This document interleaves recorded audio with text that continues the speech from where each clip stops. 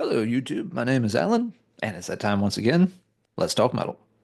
This video is going to be a reply to a video that was posted by Daryl, aka Celtic Frosty, over on his new YouTube channel.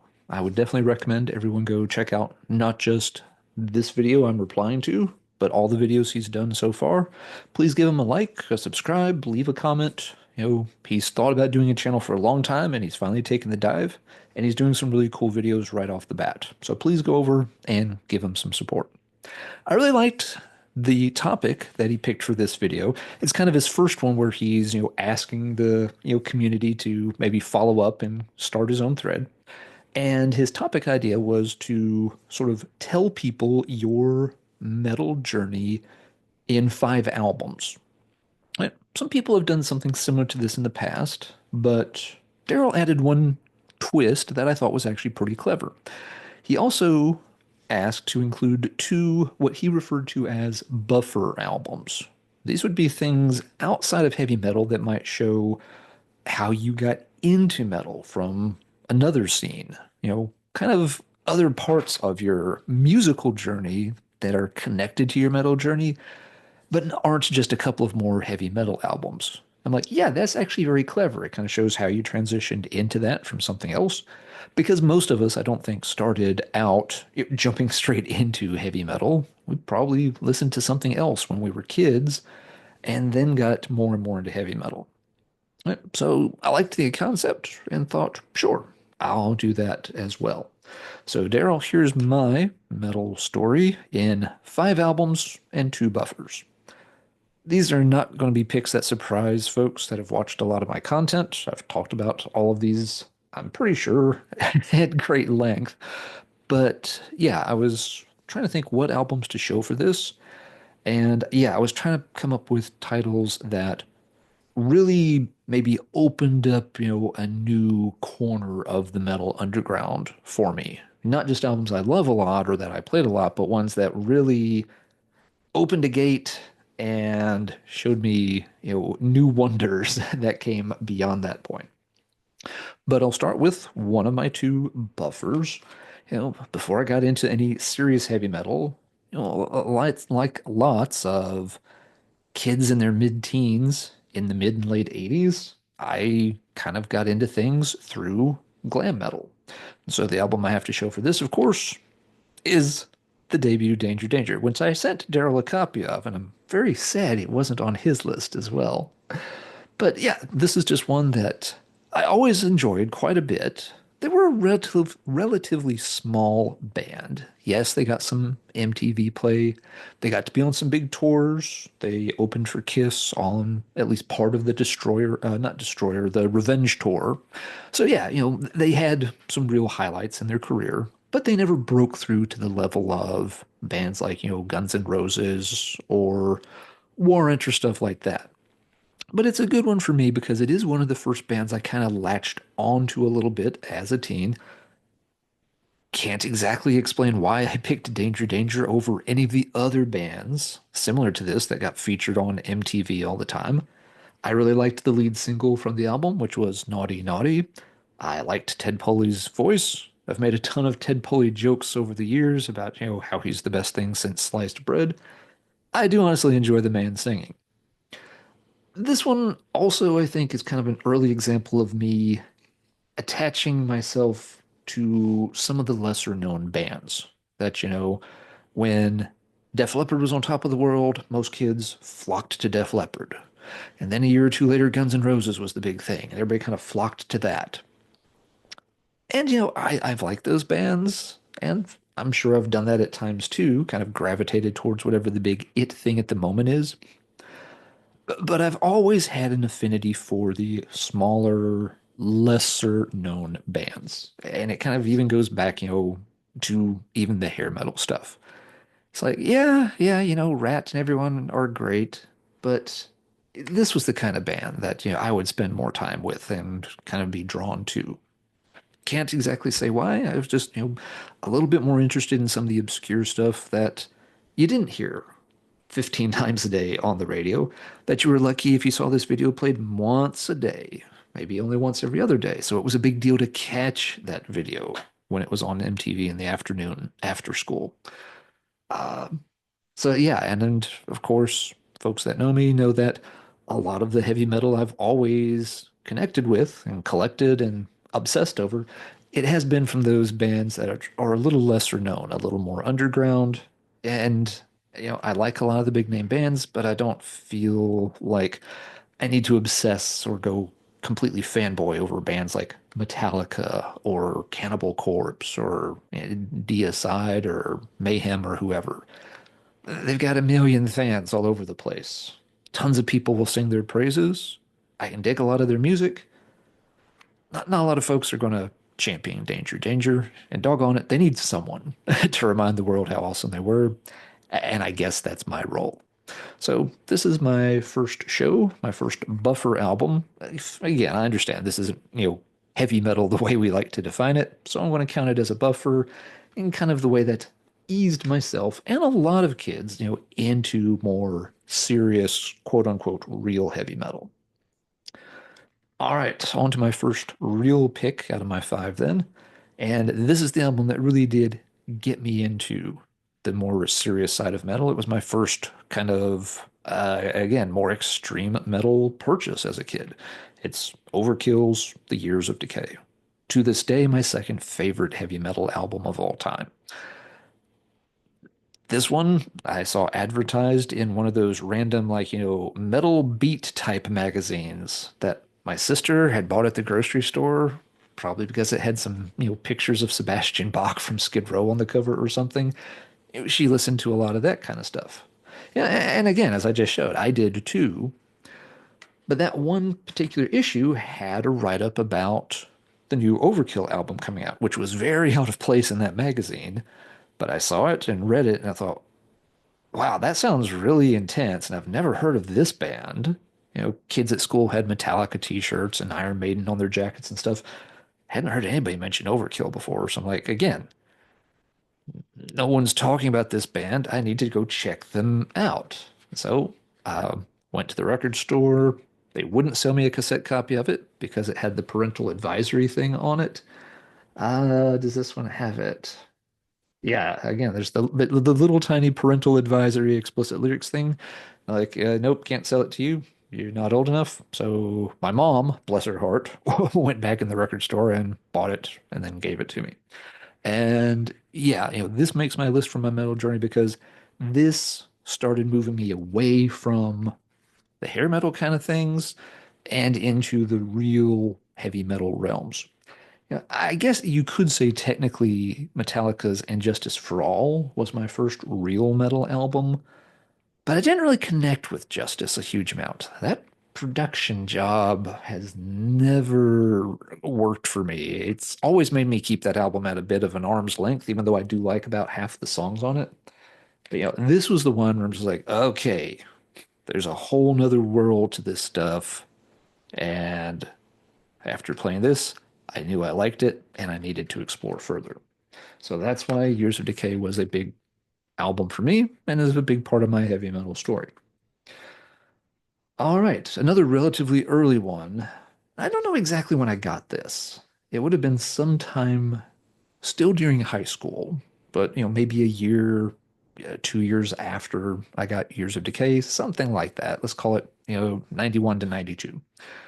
I was, out and about all day with my dad, hitting, I don't know if we were at flea markets or gun shows, may have been at a record show. I don't remember, but it was, late in the evening. We had to stop for gas, went into the little 7-Eleven type place. And, back then they always had a pile of random cassette tapes up near the cash register. They're like $5 a piece. Most of them were garbage, but they always had a couple of, metal-ish things. You might see a title by Accept or some compilation of, White Lion type bands or something. So I always looked at them. And this particular random 7-Eleven out in the boondocks of, southern Appalachia had this tape sitting there. It was called Thrash Metal. And on the spine, it already names Megadeth, Anthrax, Slayer, and Vinnie Vincent. Again, these compilations had some strange bedfellows put together. But yeah, I'm like, Okay, those bands are a little heavier than you would typically see on something like this. So I checked it out. Ended up picking it up. And this was another one of those big moments where I'm just like, oh wow, there's a lot of stuff on here that's really cool that I haven't heard before. I had heard several of these bands' names, but hadn't really gotten to check out much by them up to that point. And I think I bought an album by almost every band on this cassette tape. Let's do the full rundown here. Tiny print, so let's look carefully. Side one has Hook and Mouth by Megadeth. Good song. One of the better ones from So Far, So Good, So What. This was possibly my first exposure to Megadeth, possibly not. It was certainly my first exposure to earlier Megadeth. I might have heard, yeah, I'd probably heard Rust in Peace by this point. Maybe I'd heard a little bit more, but yeah, this, was kind of, early outing for me with Megadeth. Track two, Caught in a Mosh by Anthrax. I'm almost certain that's the first time I had heard an Anthrax song besides whatever had been on, MTV around that time. Evil Has No Boundaries by Slayer. Probably my first Slayer track. And yeah, that one was, I was like, okay, I get why everyone talks that band up as being really intense now. After that, Mistress of Pain by Death Angel, which I loved that track a lot, and eventually tracked down the Ultraviolence because of this. And side A closes with Brainwashed by Nuclear Assault, and eventually I tracked down the Survive cassette by Nuclear Assault. Love that track to this day. So yeah, side A, you know, total thrash metal dominance there. And again, for me, a lot of these bands were like, okay, I need an album by this band. Okay, I need to get an album by this band. It kind of became a checklist whenever I had enough money and got to a record store. Side two, Ashes to Ashes by Vinnie Vincent Invasion. This track doesn't really fit on this album. It's the first time I had heard Vinnie Vincent Invasion. I did eventually pick up a Vinnie Vincent cassette tape. It was like $3. To be honest, I got it far too late. I was already into much more serious metal by then, so I never really connected with it, but it was okay. But the whole reason I bought it at all was remembers like, yeah, they were on that tape. And I never did check them out more. So much good stuff came from that tape. Yeah, $3. I'll give it a chance. After Vinnie Vincent Invasion, we have I'm Alive by Halloween.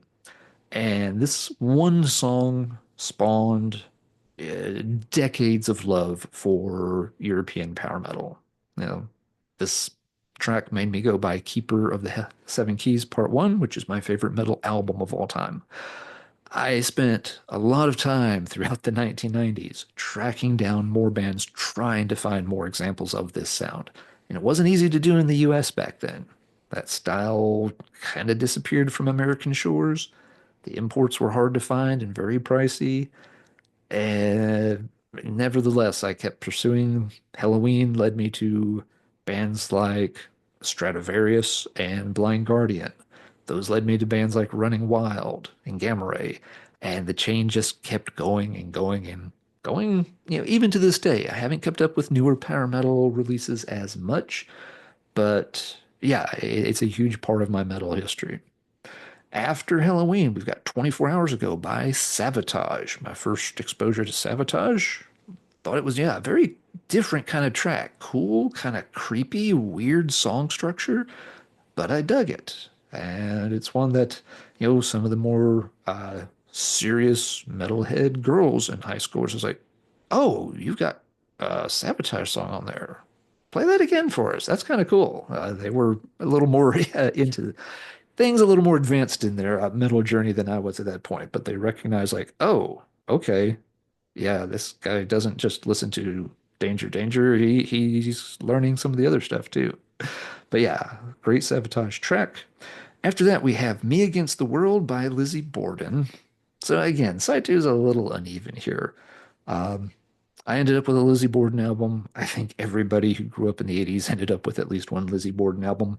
It's never been my favorite artist. Has some good stuff here and there. I've never dug through the whole discography, but yeah, there's nothing wrong with it. And then the album closes with Metal Messiah by Cat. This was the, shreddy guitar lady that played super fast. I ended up with one of her albums at some point too, just because the song was so over the top and crazy. Um, haven't even thought of Kat in a long, long time. Never hear her come up much. I got the sense that, she had a cool gimmick, but it sort of wore thin for a lot of people pretty fast. But yeah, the thrash metal compilation, this really was like, okay, now I'm getting familiar not just with, some of these bigger bands that I hadn't checked out yet, like Slayer and Anthrax, but also exposing me to more of those kind of second tier thrash bands, the Nuclear Assault, the Death Angel, opening me up to European power metal with Halloween. First chance to check out Sabotage. Um, I don't even know if I have a working tape deck anymore and haven't in years, but I will never ever get rid of this little cassette tape. This is a huge part of my metal story. All right. Choice three for my metal story is actually another compilation album. And this I got kind of tail end of high school, probably technically after, right after I had graduated high school or right around graduation. I had read about it in an old issue of Goldmine, which is or was a sort of like newspaper print style music magazine. It I want to say it came out a couple of times a month, but it was probably a monthly one. My dad had a subscription to it for years because it kind of focused on, older music scenes. But every now and then they would cover newer stuff, and they'd have like a heavy metal issue each year. And in one issue where they were interviewing Lars from Metallica, they did like one of those little sidebar stories off to the side where they talked about this compilation project that Lars was helping put together for Metal Blade Records. And it was called New Wave British Heavy Metal 79 Revisited. It had this crazy picture of this guy in this, leather mask on the front. And it was a short little blurb. They just kind of mentioned that, yeah, it's, a lot of these bands from about 10 years ago that kind of helped inspire Metallica to get going. And, they name dropped a few things like Iron Maiden, Diamond Head, and a couple of others. And I remember reading the article and just thinking to myself, who are all these bands they're mentioning? I've never heard anybody mention any of this stuff. And once again, it was just kind of like, yeah, unlock the gate and find out.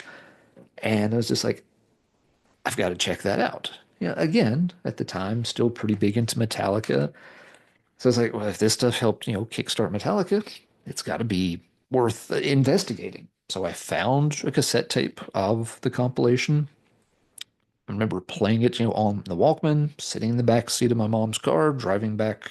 Again, there were no record stores close to us. Getting to a record store generally meant the whole family had done an outing to quote unquote the big city where you could do shopping maybe once a month at best, maybe once every other month, depending on how things were going. But yeah, I remember just, putting this cassette tape into my Walkman, putting the headphones on, and just being amazed at what I was hearing. Just, all these bands with all these great songs. And I was just like, they're all good. And I've never heard of any of this. I would show it to kids at school, following days, and they're all just like, what the hell is this? Where did you get that? Who are these bands?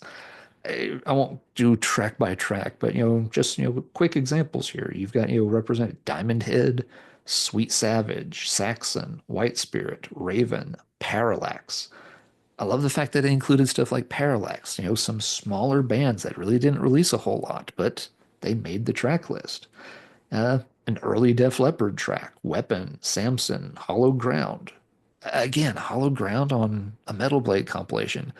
I didn't know it at the time, but that band was incredibly obscure. They released one four-track EP that was a pain in the ass to find. I made a video about it. It took me something like 20 years to get a copy of the damn thing. And it's this compilation that's to blame. Yeah, and the list goes on and on. It was a very long compilation. On the tape, it felt like, again, it was like 45 minutes aside or something. And they added more bonus tracks to the CD pressing, which is why it was one of the first CDs I bought once I got a CD player. I'm like, but wait, there's like six extra tracks. I got to have that version now. This, of course, opened up a lifelong love for new wave of British heavy metal. A few years after this, when I was, working, summer jobs, teenage jobs, finally getting, a little bit of money to spend on things, I started looking into mail order places and contacting vinyl dealers so I could get albums by these bands because you couldn't find them anywhere. Every record store I'd go to, I'd ask people about some of these band names, and they would just look at me as just like, we've never heard of this. What are you talking about?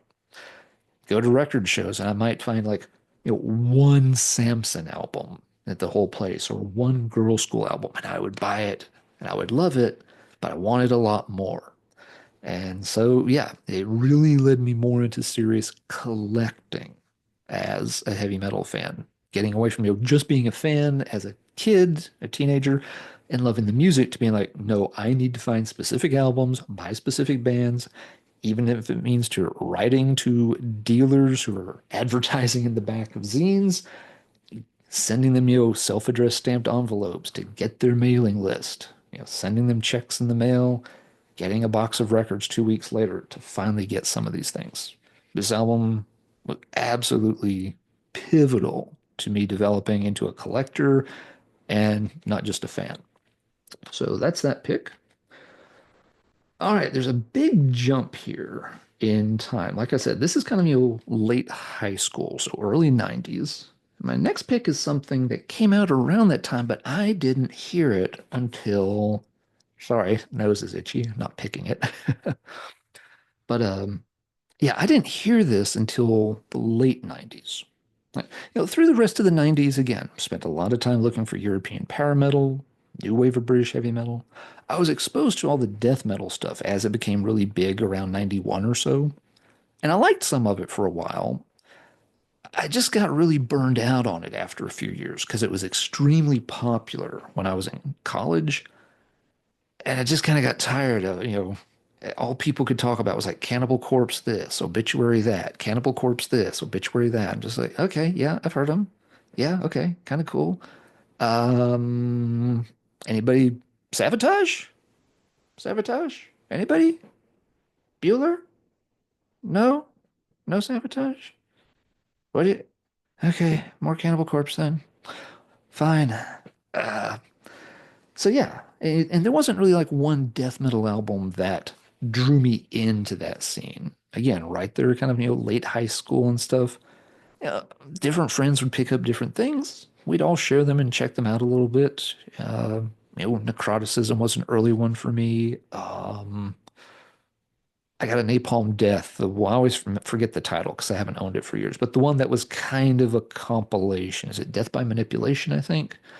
So again, some guys had the first Deicide album. So people were checking things out piecemeal, but there wasn't like one central album for me that related to death metal. So I don't have that represented here. What I do have, though, is a black metal entry. And for this next one, I've chosen Dark Thrones Under a Funeral Moon. Now, again, this, came out earlier in the 90s, but I didn't hear this album until 1999.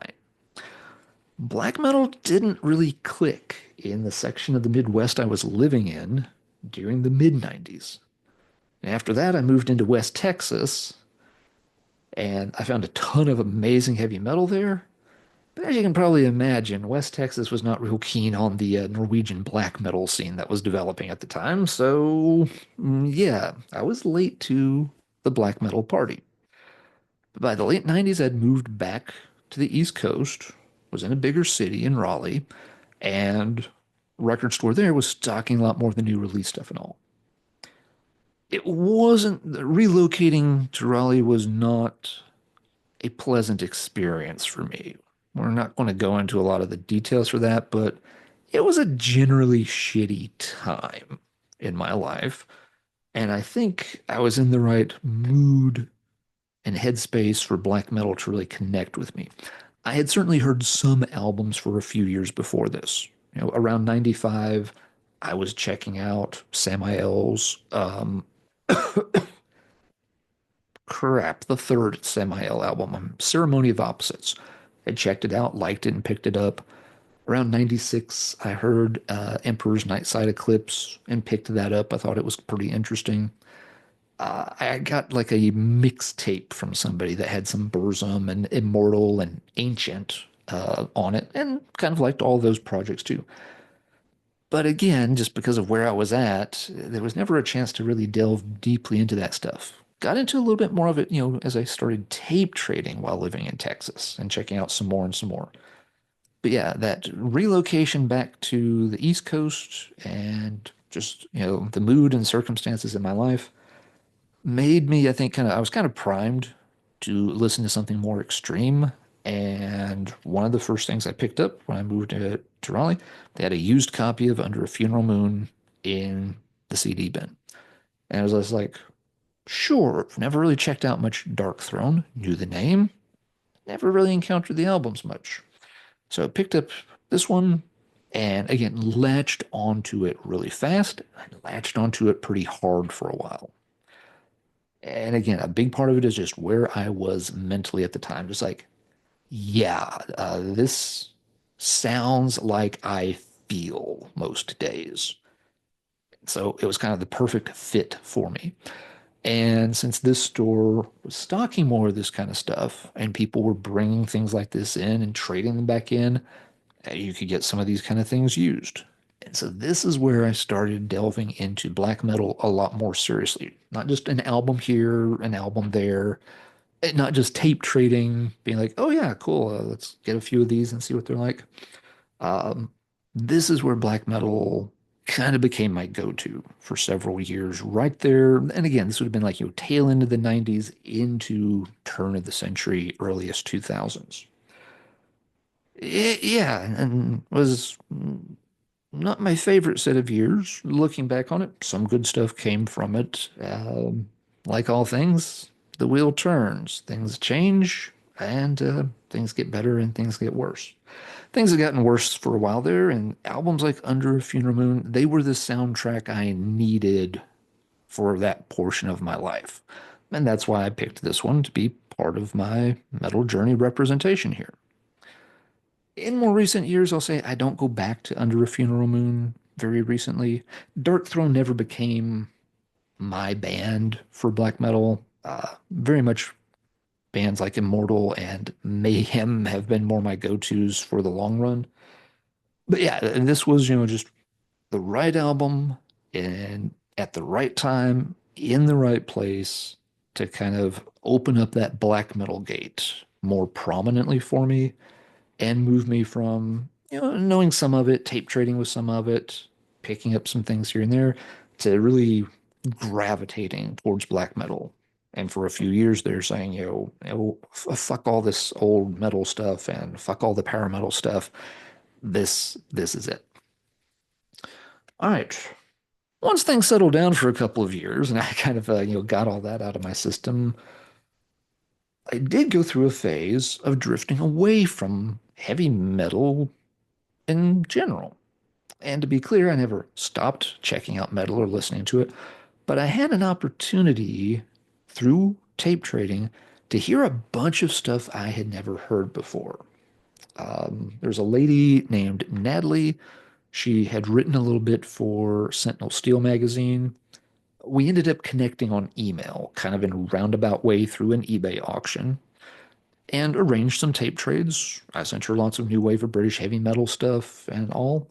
And she sent me a lot of interesting non-metal stuff that got me checking out different genres that I had just never explored. Up to this point, from the late 80s now into the early 2000s, I'd been pretty much on a strictly heavy metal diet with just like, a few pinches of stuff that was a little more, popular. Yeah, every now and then something would come out like Gin Blossoms and be like, oh, hey, they're actually really good songwriters and I like their vibe. But, those were kind of rare exceptions. For over a decade there, I was listening to almost nothing but metal. So I think I was at a point where taking a little bit of a metal break and stepping away from that somewhat, I was just ready for that. And then Natalie sends me this big box of tapes that include a lot of like early 70s metal, a lot of, the really like bonehead, stonerish type stuff. And I'm just like, oh wow, it's like, Blue Cheer, the early first UFO album that's, just fuzzed out as all hell. War Pig and bands like that. But she also included lots of stuff that was more like post-punk, bands like, the Chameleons, The Cure, very early stuff from The Cult. Um, New Model Army was mixed into some of that. Those kind of projects, which I had never checked out before. The Smiths was in there. And again, a lot of it, I would, play some of those. Some of them were like mix CDRs at that point, not mixtapes, but we were onto CDR trading and tapes kind of mixed together. But yeah, I'd play that. And again, they just became checklists of like, I need to check that out. I need to check this out. I need to check that one out too. So that was a big thing. And so this is my second buffer choice. I used one at the beginning. I'm going to use my second buffer here, which is one of the albums that I latched onto around that time. And I actually don't know if this one came from Natalie or maybe just through another tape trade, but it kind of exemplifies this era for me is Depeche Mode's Black Celebration. I've always been surprised how many metal fans really enjoy a lot of Depeche Mode's music, because it's very catchy, it's very electronic, it's very dancey, but at the same time, it's very dark. And I think that's where the connection works with the metal underground. And so, yeah, through stuff like this, it's like, okay, maybe I should check out some more of these, types of, future pop and synth pop bands like VNV Nation. Black Tape for a Blue Girl was one I checked out around that time. Assemblage 23 did some really good albums that I liked, again, right in that time frame. And but it's also, got, those early 80s elements and led me back, towards checking out some more punk, checking out some hardcore. I never got, really deep into any of these genres. I don't know those nearly as well as a lot of other folks do. But yeah, this was, the couple of year window where I got exposed to Black Flag for the first time, hearing a lot of like, the old early Keith Morris stuff before Henry Rollins. Still love like, Keith's take on Nervous Breakdown. So yeah, just this one represents all of that stuff, all of those metal adjacent genres, be it post-punk, hardcore punk, EBM. This is where I delved into that stuff for a while. And that's my second Buffer album, where I kind of strayed outside the lines for a bit and really expanded, my musical tastes. And again, a lot of that is stuff I don't revisit a ton nowadays, but every now and then I get in the mood for it. And sometimes I'm still checking out things that I liked that I missed back then. I missed Joy Division back then. Somehow, everyone talked about them. I just never got around to it. Here in the past year, I've heard Joy Division for the first time, and big surprise, I really like it. Newsflash, Joy Division is really, really good. Same with like the first Bauhaus album. I'd always heard, songs here and there, but I just picked up In the Flat Field for the first time within the past year. I'm like, okay, there's a couple of songs on this I don't care for, but overall, it's a very, very good album. So I still do explore in those genres some. All right, so this means I've got one pick left to represent the past 20 or so years. Because again, this is kind of representing a time frame around 2000 and I'd say like 2001 to 2003, 2004 is when I kind of, made that, middle adjacent excursion. So I was trying to figure out what the heck do I pick to represent this last chunk of time. And I'm going to pick something that has connected with me very recently. Hmm. My choice for this last one is Atheists, Unquestionable Presence. This is an album that I've tried to get into several times over the years. I've always enjoyed the debut. That one's an old favorite. Um, this album, of course, is very different than that one. Yeah, they take some big steps forward in terms of becoming a lot more jazzy and a lot more progressive. Yeah.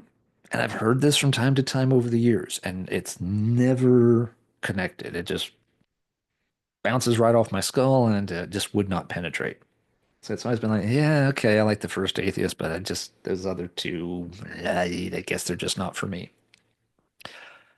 Here in the past year or so, probably going back to like, yeah, early, maybe even just mid 2024, I was like, okay, you know what? I'm going to give this another chance.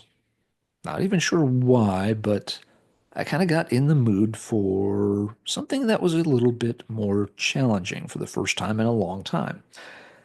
Um, I think part of it, there's just tons of good heavy metal coming out all the time in recent years. Lots of black metal, lots of death metal, lots of new wave of traditional heavy metal. But I could feel myself, getting a little tired of some of that. Feeling like this old school death metal worship is kind of dragging its knuckles into the ground at this point. There's tons of bands and they all sound great, but who's what makes any of them stand out?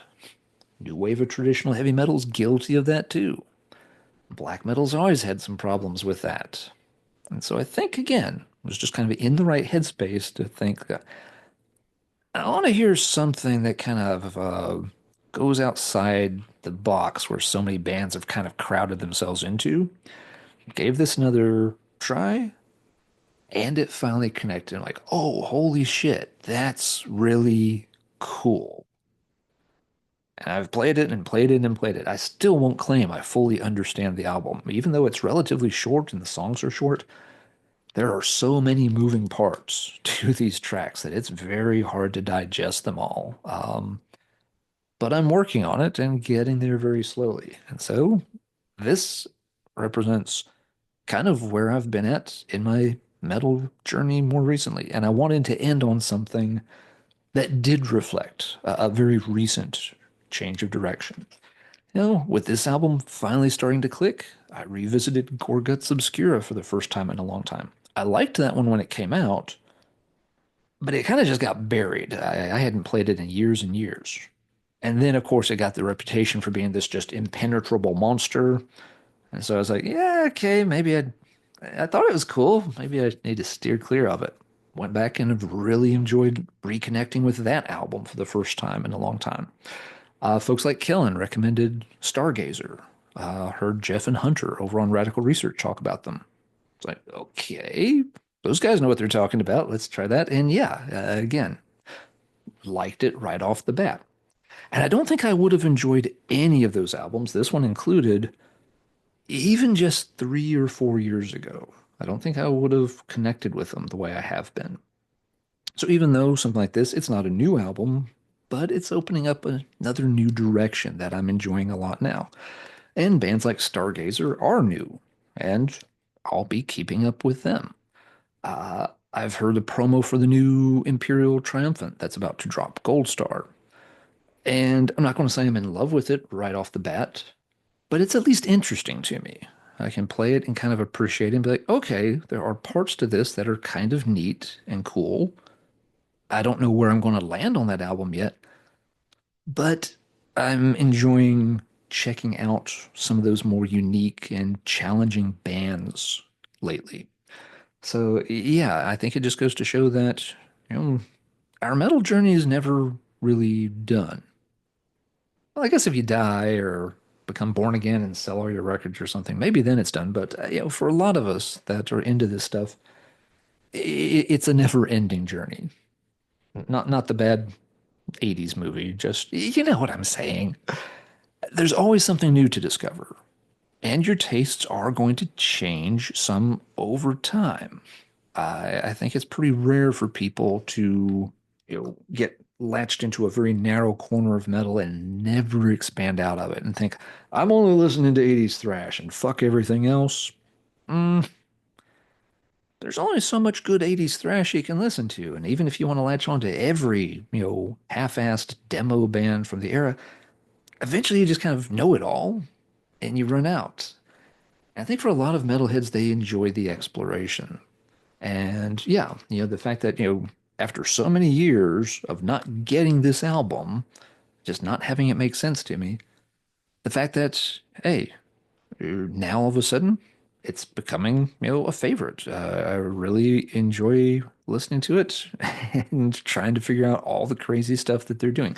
I'm not a musician, and that makes it a heck of a lot harder to figure out. But it's a challenge that I'm finding more satisfying than just listening to the next new wave of traditional heavy metal band that wants to sound like they recorded something in 1983, but they're 30 years too young and missed the boat. There's still some good stuff coming out in that genre, don't get me wrong. There's been some really good releases in that genre here in early 2025, but I'm not just listening to that in 2025. I'm pushing and looking for, these kinds of things too that I haven't had always a very strong affinity for in the past. And so that's my heavy metal journey. That's where we are at now. And I've always known that, yes, you know, I go in cycles. There are periods when I've listened to black metal a lot. There are periods when I've avoided death metal like the plague. But then things change and I come back to death metal and find a lot of stuff I'm enjoying. There's been periods where black metal's been put on the shelf and not touched for a long time. There's been periods where, yeah, VNV Nation and the Chameleons UK make up, huge parts of my playlist. It's been an interesting journey over time. And I think it's time to wrap this up now. So, a big cheers to Daryl over at the Celtic Frosty channel for coming up with a really neat topic that's kind of fun, a little bit challenging because condense all of your musical journey down into just a few albums. I like the idea of those buffer albums that let us show off other things that we've been into also. And for those of you with channels, I'd encourage you to make a reply video also and link it back to Daryl's original video. For folks who don't have a channel, well, let's talk metal in the comments down below. One of my better segues there. By all means, feel free to just leave a comment. Put the albums that you kind of think represent your metal journey. Folks have been doing that over on Daryl's channel, and it's been really interesting reading the comments and the feedback that he's getting, and yeah, seeing what people's metal journey's been like. You can do the same right here on this video, or go leave a comment on Daryl's video and explain your metal journey in the comments over there. That will do it for now. Until next time, everybody, please take care, and as always, keep banging your head.